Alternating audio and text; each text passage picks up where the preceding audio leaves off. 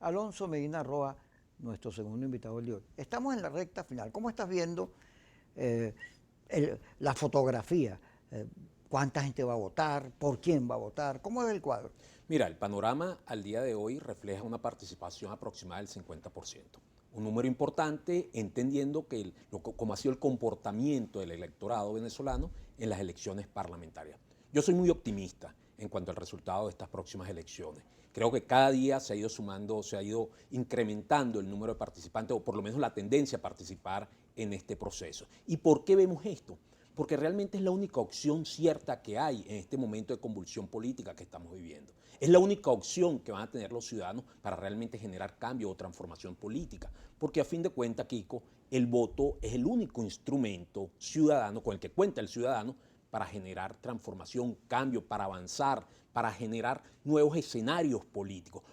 La inacción no genera consecuencia alguna, ni en la política ni en ninguna actividad. De tal manera que soy bastante optimista en cuanto al tema de las elecciones del próximo 6 de diciembre. Fíjate, perdió Trump. El discurso de Trump del fraude, de los Illuminati, la conspiración esa del mundo, de los ricos, y él es el salvador, es una cosa para loco. Sin embargo, aquí hay unos venezolanos que están esperando que Trump en la corte, un milagro, después de la pela que le dieron, gane para que venga a liberarlo. El salvador es Trump. Y resulta que Venezuela tiene una historia de salvadores, de liberadores, de Bolívar. Y decía Betancourt que Venezuela cuando necesitó libertadores no los buscó, los parió. Pero aquí hay una gente que cree, aún con todo lo que ha ocurrido, aquí no hay fractura militar, no la hubo el día que se fueron para la autopista con los cambures, no hay intervención de la ONU, ni el TIAR, ni nada de eso, el continente está muy inestable, de manera que los venezolanos solo somos los que vamos a tener la salida. Sin embargo, hay un grupete que no entiende, que insiste en lo mismo y que además fraude, vendidos, van a consolidar al gobierno, cuando pareciera que son ellos los que están en eso. Y sin embargo, no hay manera de convencerlos. Y los Altos Mirandinos, que es un circuito muy opositor, ahí Bellice fue candidata, yo la acompañé, y un día me hicieron un evento bien bonito, y son gente, oye, resteada con el país, pero tienes radicales. ¿Cómo ves tú ahí la votación? Mira, recuerda que son 3 municipios, el municipio de Guaycaipuro, Carrizal y Losalia. Tenemos una variedad de tema político, de visión política en el circuito. Vamos a ganar, va a haber un número importante de participación. Yo creo que el ciudadano ha notado que la única razón, el único mecanismo del voto. ¿Y por qué? Mira, hay una problemática política que todos conocemos, pero hay algo más importante, que es la conflictividad social que tenemos. En Venezuela, Kiko, al día de hoy tenemos más de 300 presos políticos. Tenemos cantidad de madres que no saben cómo darle alimento a sus hijos. Tenemos una cantidad de personas que tienen familias en los hospitales. Ellos quieren que le den respuesta. Y una de las cosas que estamos proponiendo nosotros es la división de las agendas. Debe haber una agenda social en este momento. Podemos mantener y conservar el debate político que es necesario y fundamental en la Asamblea Nacional. Pero la próxima Asamblea, a partir del mes de enero, se debe convertir en una gran mesa de entendimiento nacional, donde demos respuesta a toda esa problemática social, porque el tema del familiar del preso político, el tema de la persona que tiene su familiar en el hospital, no puede esperar que se resuelvan en Venezuela los temas de carácter, las diferencias políticas. Ahí está el tema del agua, el tema de los servicios públicos. Son muchos los temas sociales que están ocupando el país. Y los ciudadanos quieren participar porque quieren recuperar la esperanza en Venezuela, quieren que se le dé respuesta a toda esa problemática. Y sobre eso estamos trabajando. Obviamente, vemos con mucha preocupación esa polarización que se ha generado en estos últimos días en la misma oposición, sobre 2 opciones, la del voto y la de la consulta. Por cierto, que podríamos decir que no son excluyentes estas 2 opciones. Coincido contigo. Pero además hay que ver, hay que medir sobre cuáles son las consecuencias, los efectos jurídicos y políticos de cada una de las acciones. Una de las cosas que hemos dicho en nuestra campaña es que la política hay que humanizarla, pero también la política tenemos que acostumbrarnos a hablar con la verdad. Mucho se ha planteado, muchos están ofreciendo con esa consulta. Cuidado si ahí lo que se genera no es otra frustración más. Creo que aquí hace falta responsabilidad en el mensaje. ¿Cuál es el paso siguiente de la inacción? ¿Cuál es el paso siguiente si no voto? El voto, de una u otra manera, nos permite generar, chicos, en términos coloquiales, nos permite sacudir el tema político venezolano porque estamos estancados y hay que dar respuestas a esta realidad porque de lo contrario, ¿qué vamos a tener en los próximos tiempos? Fíjate, en el 2005 hay una enseñanza clara, pero la hay en la historia. No hay sino 3% de los llamados a atención que han salido bien. El 97% ha salido mal. Y en Venezuela en el 2005. Bueno, te abstienes y el otro agarra todos los puestos, porque al final, si es válido o no, es una discusión que al final termina sin importar. Gana el que gane, y listo, y sigue para adelante. Eso se aprendió. Ahora, hay quienes en el gobierno están planteando meter preso, eso se lo plantea Brito y lo he planteado a todo el mundo para escuchar opiniones, meter preso a Guaidó y a los diputados que estaban en la Asamblea Nacional que se hace ahorita, porque todo esto de monómeros, los manejos del dinero de la nación afuera, etcétera, y que hay que juzgarlo. ¿Qué opinas tú? Mira, primero que todo debemos recordar que estas elecciones son unas elecciones parlamentarias y tenemos que entender sobre el tema de hablar con la verdad que el juzgamiento es una función del Poder Judicial. Una de las cosas que hemos planteado nosotros es el tema de la reinstitucionalización del país, atendiendo que la experiencia nefasta del 2005 con la abstención generó el desmontaje de las instituciones del país, entre esas el Poder Judicial, el Tribunal Supremo de Justicia. Evidentemente que eso yo lo interpreto como un tema de política de micrófono, porque a fin de cuentas serían los tribunales de la República los que podrán decir si se juzga o no, previo a la acusación o el señalamiento del Ministerio Público. Yo creo que ahí hay un poco de política de micrófono, evidentemente que aquí hay cosas que revisar, hay cosas también que agradecer, porque aquí también hay muchos actores que no están de acuerdo con el voto, pero en algún momento hicieron sus mejores esfuerzos por la reconstrucción, por apostando a la democracia del país, pero yo creo que aquí también tenemos que ver un momento, Kiko, mira, vamos a avanzar, ya tenemos mucho tiempo en esto, y las luchas, hay que pasar la página. La política no es rígida. Así si es. tú diseñas un plan político y no te genera resultados, tú debes cambiar tu estrategia. No podemos mantenernos una rigidez por conveniencia personal. Entonces, eso es lo que estamos planteando. Mira, aquí hay muchas cosas sobre las cuales trabajar. El tema que me ocupa particularmente, como ha sido la defensa de los presos políticos, el tema de los derechos humanos, una de las cosas que podemos plantear para la próxima asamblea es la creación, es la integración o la cooperación con la Oficina de la Alta Comisionada desde el Parlamento, que podría ser de mucha ayuda. ¿Por qué? Cuando se han instalado oficinas o de organismos multilaterales o como Naciones Unidas, esto, con un sector, evidentemente que los resultados no son los mismos. Imagina, vamos a proponer a partir del mes de enero que se conforme una oficina de la Oficina de la Alta Comisionada de los Derechos Humanos en Venezuela, pero esta vez en el Parlamento, porque entendemos que en el Parlamento vamos a estar una representación de todos los sectores del país y conjuntamente con las Naciones Unidas podamos plantear soluciones. Aquí hay que rediseñar, aquí hay que hacer una reingeniería en el tema político, aquí hay que hacer una reingeniería para buscar soluciones. De lo contrario, compañero, vamos a un barranco. Fíjate, Pinochet logró éxitos económicos fuertes. Puso a Chile en la vía de lo que hoy es, a pesar de que Chile está atravesando un conflicto, el cambio de la Constitución por las injusticias sociales que hay allí. Pero, bueno, tenía votos Pinochet y simpatías. Hay gente que cree que la economía no necesita de libertad. Los chinos tienen una economía bollante. En 30, 20 años han logrado éxitos económicos, pero en ese país no se puede decir nada. Luego en Venezuela viene, en la ley antibloqueo, una reflexión que debe conducir a algo parecido a los chinos, pero hace falta la libertad. Si no tenemos un país donde se pueda debatir sin presos, sin perseguidos, sin esquilados, donde puedas decir lo que quieras, pues es difícil que consigamos la estabilidad, porque la estabilidad jurídica no solo significa que las empresas que metan dólares saquen dólares, también que vivas en un país de libre mercado, de libertad, para que la gente pueda hacer lo que quiera con su vida como responsable que es una vez que cumple 18 años.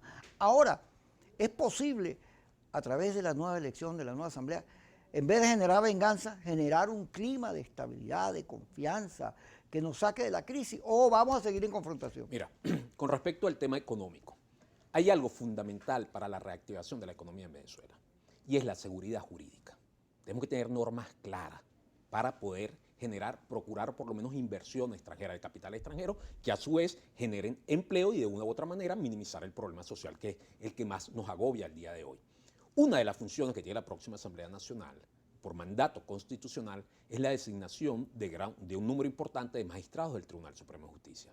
Por eso nosotros hemos hablado de la reinstitucionalización del país. Cuando nos referimos a este tema es porque la próxima Asamblea tiene el rol, va a tener la tarea por mandato constitucional, de designar nuevos magistrados del Tribunal Supremo de Justicia, de designar el poder moral, de designar el fiscal general, de designar rectores del CNE. Si nosotros garantizamos un mínimo de seguridad jurídica desde la próxima Asamblea Nacional, Kiko, estamos seguros que el tema económico vamos a avanzar bastante en el tema económico. Y cuando avancemos en el tema económico, por supuesto, vamos a avanzar en el tema social. Y cuando avancemos en el tema social, va a haber una disminución de la crisis, va a haber una disminución de la criminalidad y, en fin, va a haber una reactivación del país. Por eso, nosotros tenemos que plantearnos agendas distintas. Nosotros tenemos que plantearnos una agenda social y una agenda política. Nosotros debemos tener en la próxima Asamblea Nacional banderas, puntos de encuentro. Podemos seguir con las diferencias, pero hay que darle respuesta al problema del gas. Podemos seguir con las diferencias, pero hay que dar respuesta sobre los presos políticos. Podemos seguir con las diferencias y los debates políticos, pero tenemos que dar respuesta al problema de la salud. Esas son las cosas que nos deben unir y entender que la agenda social debe ser una agenda donde deben estar concertados todos los actores. Alonso Medina Roa, candidato a la Asamblea Nacional. ¿Es el circuito número 1 del Estado Miranda. Del Estado Miranda. Ya regresamos con ustedes. Kiko, sí.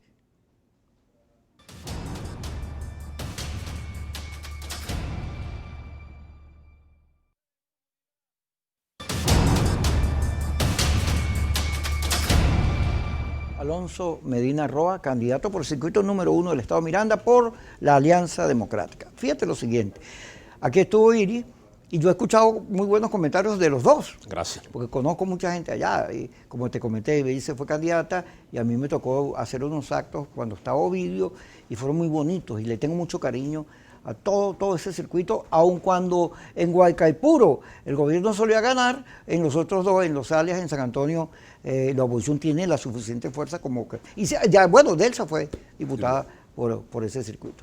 Pero te iba a comentar lo siguiente, todo depende de que la gente vaya a votar. Correcto.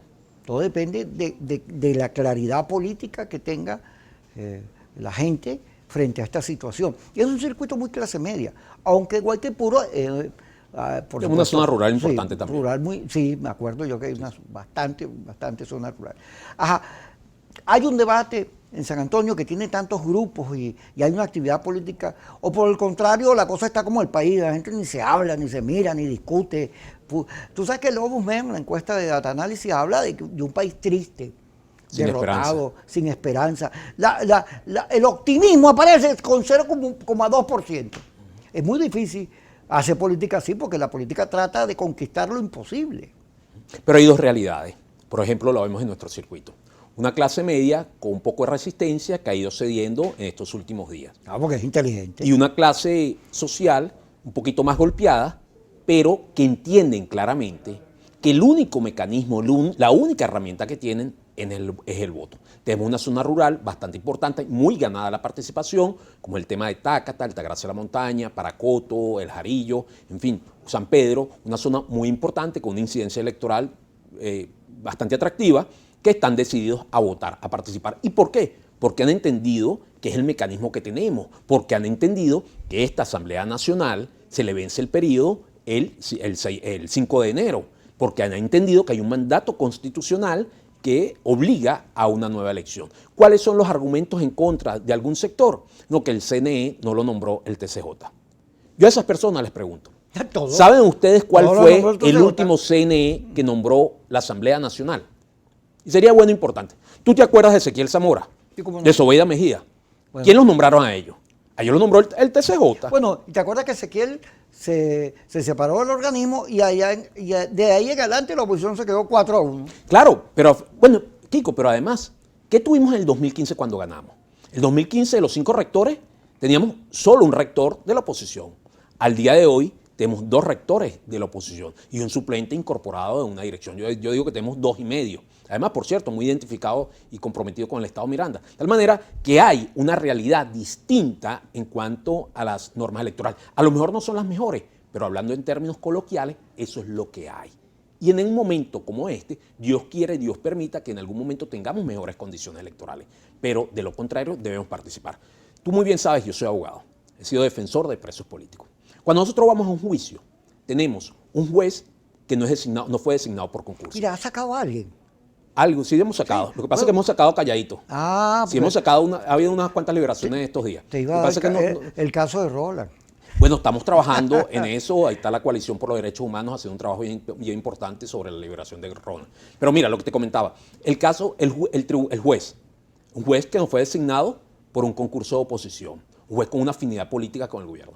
Vamos a un juicio con un fiscal del Ministerio Público provisorio, también designado por causas políticas. Es decir, tenemos todas las condiciones adversas. Por esa razón, yo no voy a dejar de ir. Yo voy, participo y lucho y doy la batalla. Pues ese mismo escenario lo queremos hacer desde la Asamblea Nacional. No serán las mejores condiciones, pero los espacios hay que ocuparlos, las luchas hay que darlas desde adentro, desde afuera no se pelea, desde afuera no va a haber nadie que cuente lo que está pasando ahí. Tenemos que hablarle al mundo desde el espacio institucional, porque a fin de cuentas el mundo lo que ha reconocido es una oposición porque le ha hablado desde un espacio institucional. Alonso, fíjate, la gente reclama una oposición que sea oposición.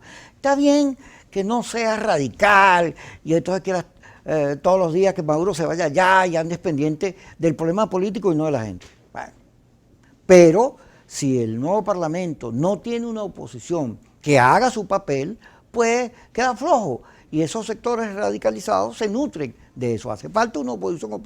¿Cómo te ves tú allí? Mira, Kiko, mi compromiso con los ciudadanos, mi compromiso seguir en la lucha por los derechos humanos. Tengo 20 años en esta lucha, tengo 20 años confrontando en tribunales, con los espacios que me han permitido luchando en contra de la arbitrariedad, en contra de la violación de la norma, en contra de la injusticia. Y eso es lo que quiero seguir haciendo, como lo he venido haciendo en los últimos 20 años. Seguir luchando porque yo también estoy interesado en recuperar la democracia, yo también estoy interesado en recuperar el país. Yo tengo hijos que también le quiero dejar un país que avance, un país próspero. Y eso es lo que queremos seguir trabajando, con una oposición de verdad, pero también con una oposición constructiva, una oposición que aporte, una oposición que permita reconstruir el país. Ajá, te llama Maduro. Vamos a hablar, Alonso. ¿Va? ¿No va? Mira, si es por un tema, particularmente, por ejemplo, el de los presos políticos, voy a hablar en cualquier escenario que sea invitado, porque los objetivos hay que cumplirlos. Es muy fácil a veces criticarlo desde afuera, pero ¿cómo le explicas a la madre que tiene el hijo privado de libertad, a la esposa o a los hijos de los que están privados de libertad, que no soltaron a su papá, que no soltaron a su esposo o a su padre, porque el abogado o el diputado no quiso ir a hablar con Maduro? Donde haya que ir a hablar por la libertad de los presos políticos, yo voy a ir. Yo voy a estar llevando un planteamiento por la defensa de los derechos humanos. Ahora, fíjate, el mundo en medio de la pandemia, la defensa de los derechos civiles no solo se ha puesto de moda, sino se ha convertido en bandera en todas las sociedades. Todos los gobiernos han perdido las elecciones precisamente porque las minorías se han ido hermanando y construyendo mayorías, reclamando un mundo mejor. En Venezuela, sobre los derechos civiles, cómo no, en la Constitución se avanzó, pero eso se detuvo. La mayoría ni se respeta ni se entiende. Y hay como la necesidad de un país que se salga de este enfrentamiento, de la polarización, para que vea y avancemos en la construcción de más democracia. Mira, el tema de los derechos humanos, de los derechos civiles, no es un tema exclusivo de los abogados, de los defensores de derechos humanos. No, de la gente. Es un tema de ciudadanía. Claro. Y yo creo que aquí hay un tema cultural, aquí hay un tema que debemos iniciar o continuar en esta cruzada por la recuperación, por darle esa bandera a los ciudadanos. Y yo creo que todos apostamos a eso. ¿Y por qué? Porque cuando hablamos de derechos fundamentales, de derechos civiles, no solo hablamos del caso del privado de libertad, del torturado o del otro, hablamos del acceso al agua potable. Hablamos de los servicios públicos, hablamos del gas, hablamos de la educación, de los alimentos. Tenemos que ampliar nuestra visión sobre el tema de derechos humanos. Fíjate, hay que entender que es un tema que va de la mano con la política. Te interrumpa, fíjate, en la Constitución están garantizados los derechos a protestar. Un país sin agua, sin luz, sin gas. La gente tiene derecho a protestar, pero como eso se enmarca en la polarización, depende de quien proteste, tú lo tratas bien o mal, porque si viene de los sectores radicalizados, donde lo que quieren es tumbar, y se desconocen las razones de la protesta. Claro, pero en algún sector, en algún momento nos invitaba a protestar, y el argumento era que los derechos había que ejercerlos. Así es. Y eso también es válido entonces ahora con el voto. Aquellos que nos vendieron ese discurso, que los derechos había que ejercerlos, bueno, el derecho al voto es un derecho fundamental también, Kiko. ¿Y cuál es la única forma de ejercerlo? Votando. Porque tú muy bien sabes que los derechos fundamentales no tienen contraderecho. El derecho a la libertad no tiene un contraderecho, el derecho a la vida no tiene un contraderecho. Pues el derecho al voto es un derecho que solo lo podemos ejercer de forma efectiva para generar cambio. Y por eso es que estamos invitando a la gente a que nos acompañe en esta cruzada. Estamos invitando a la gente que nos permitan seguir luchando desde la Asamblea Nacional. Y por eso le decimos que vale la pena votar, vale la pena seguir en la lucha. Y por eso también los invitamos a que nos acompañen en esta fórmula el 6 de diciembre. Fíjate, Alonso, aquí hemos tenido un número grande de candidatos. Y el país está viendo lo que yo veo, un nuevo liderazgo. No es que sean más muchachos o menos experimentados, no, un nuevo liderazgo que tiene un discurso coherente, que quiere pelear por su país, como tú mismo lo has señalado, y que entonces el G4, la coordinadora, la MUD, todas esas fórmulas no eran las únicas, vienen otras nuevas realidades. Pareciera que vamos a un barajeo. Eso es correcto, vienen unas nuevas realidades, vienen unos nuevos enfoques de la política, viene un nuevo enfoque de la geopolítica porque entramos a otro juego, muy bien lo referías tú acá en el programa, también hay una nueva realidad de una de las potencias del mundo, hay un nuevo esquema y tenemos que prepararnos para ese nuevo esquema, pero para ese nuevo esquema no lo podemos confrontar desde afuera, ese nuevo esquema lo tenemos que trabajar desde adentro. Hay una realidad en los Estados Unidos también que tiene una incidencia importante, que ha tenido una incidencia importante en la política venezolana. Pues eso también tenemos que prepararnos para todo este esquema. Esas alianzas que se han ido generando en el mundo, la política exterior de muchos países que hoy dicen que no reconocen las elecciones en Venezuela, pero te nombra un funcionario diplomático y mantienen relaciones comerciales. Aquí hay muchas cosas que hay que ver, hay muchos eventos que hay que analizar, hay que analizar esto con racionalidad, hay que dejar un poquito las emociones sobre este tema y avanzar sobre la construcción de lo que tenemos, porque hay que ver también cuál va a ser la posición de la comunidad internacional una vez que esté instalada la nueva Asamblea Nacional, que se genere entendimiento, donde esos países tengan de una u otra manera alguna vinculación histórica, como por ejemplo el caso de España con Venezuela. Gracias, Alonso. Alonso Medina Roa, que va candidato primero por el circuito 1 del Estado Miranda, el cual lo conforma Guaycaipuro, Carrizal y Losalia. Ese arroja 2. Arroja 2 diputados nominales, correcto. Así es. Gracias. A las 5 y a las 10 por Globovisión Suquicosi.